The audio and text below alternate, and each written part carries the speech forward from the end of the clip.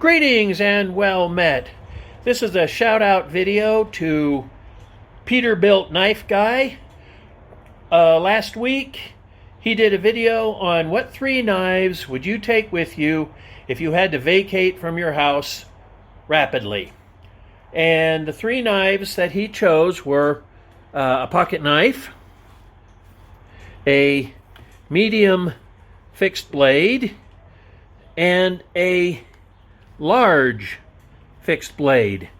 So these are the 3 that I picked, and I think I did a good job. I've got a lot of knives, so it took me a while, with the exception of pocket knives. I don't have a lot of folding knives, so this is the standard good old buck 110. This is a standard buck 110 pocket knife. Stainless steel blade, the special buck heat treat, and this is a good all-around knife. Since it's stainless steel, if I had to clean a fish or small game, yeah, I would do it with this. And it comes with the nice leather sheath, which I modified the belt loop so it rides a little lower. I don't like knives riding so high up. So, oh, I did put a thumb bar on it to help open it up. It isn't a one-hand open, but that's not a problem with me. Next is this knife. And I picked this knife. I have 7 knives that fall into the category of, well, more than that actually, probably more like 7 or 8. But this one doesn't get a lot of love on YouTube. This is from BPS, out of the Ukraine. This is the BPS Savage. And it is a 1066 high carbon steel blade. According to Wikipedia, high carbon starts at 1065. It's got a really good belly and a good point. So, you know, this is your good all-around knife. You've got a wooden scales. You've got a lanyard hole. It is full tang.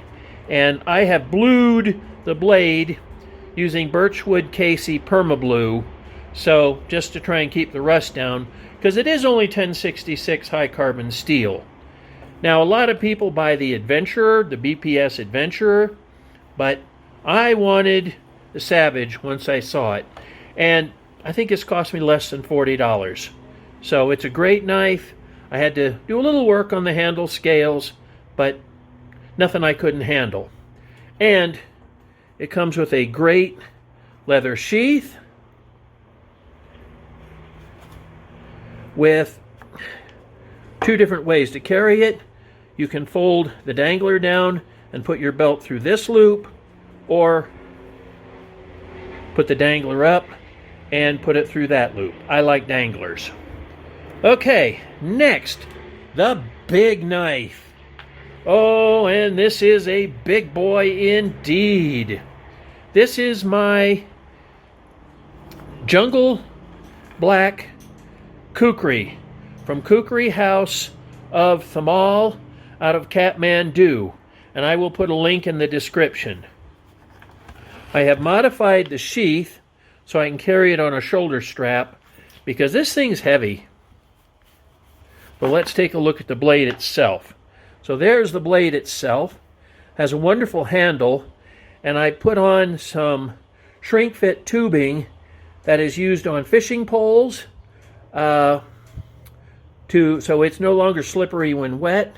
It has a lanyard hole, has a half guard, does not have the notch, and there's the blade. Overall, it is 12 inches long.